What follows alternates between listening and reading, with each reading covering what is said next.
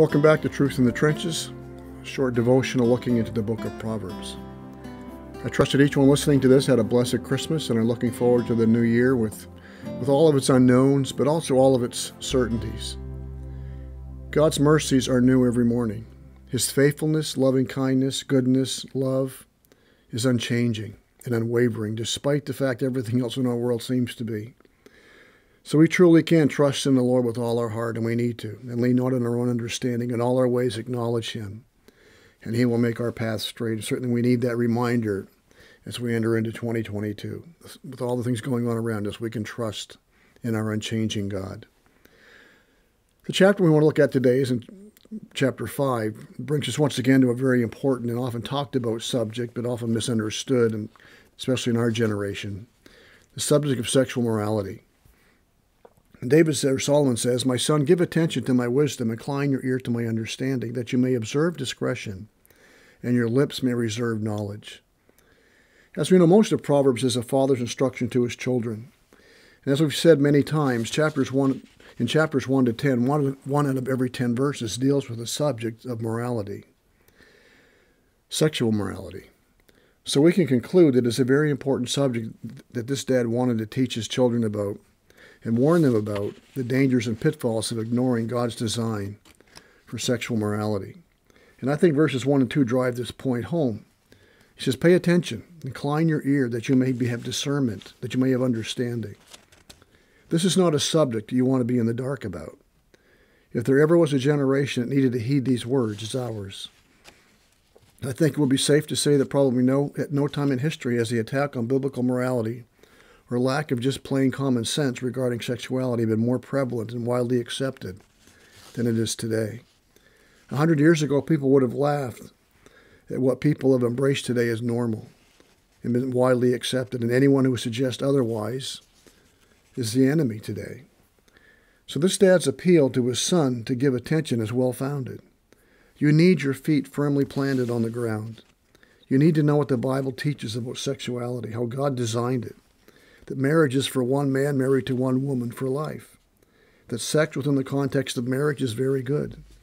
Any deviation from that, the Bible calls it an abomination, and God takes it very seriously. This dad is telling his son that because he loves him. He wants the best for him, and so he warns him about the dangers of immorality and the subtlety of temptations of immorality. Sadly, today, many parents never have these kinds of conversations with their children. But rest assured, they are getting bombarded with messages espousing the virtues of exploring all the different aspects of sexuality today, and you can't miss it. They see it in the shows they watch, the music they listen to, the commercials they see. It can't be avoided. It's the spirit of the age we live in. Well, what's behind all this? Well, obviously the evil one. The prince of this world, Satan, always seeks to destroy or provide cheap, harmful substitutes for what God has called very good, be it in marriage, in sex, in family, in gender, or any other aspect of life. So we see the urgency in this dad's language. We see the fear he has of his children being deceived. We sense this dad's desire for his children to be prepared for what is out there in this world. This dad believes the Lord blesses those who love God and follow Him and obey His word. This dad believes the Lord blesses the righteous. Are our children being warned, taught about this very important subject? The answer is yes, they are. The only question is, who's teaching them? Psalm 1:1-3 says, "How blessed is the man who does not walk in the counsel of the wicked, nor stand in the path of sinners, nor sit in the seat of scoffers. But his delight is in the law of the Lord, and in His law he meditates day and night. He will be like a tree firmly planted by the streams of water, which yields its fruit in its season, and its leaf does not wither. And when whatever he does, he prospers." It's Psalm 1:1-3. This dad believed that. Do you believe that? Let me read Proverbs 1 and 2 again, but let me add verses 3 and 4,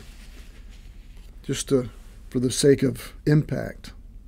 He says, "My son, give attention to my wisdom, incline your ear to my understanding, that you may observe discretion, and your lips may reserve knowledge." Now listen to verses 3 and 4. "For the lips of an adulteress deep honey, and smoother than oil is her speech. But in the end she is bitter as wormwood. sharp as a two-edged sword. Verse 5 says, her feet go down to death, her steps take hold of Sheol. She does not ponder the path of life, her ways are unstable, she does not know it. Then he says in verse 7, now then, my son, listen to me and do not depart from my words. As we begin verses 20 to 22, a good question to ask ourselves is, do we believe these verses? Do we believe the importance of teaching our children what the Bible says about sexual morality? It's not the church's job to do that, it's the parents' job. Are we doing it? Because it's going to be put to the test every day.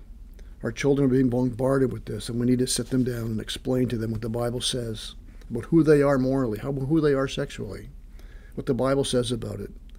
Because we believe that God does bless the righteous. So may this truth guide us and guard us in the trenches of life as we seek to live our lives for the glory of God and the good of others. May God bless.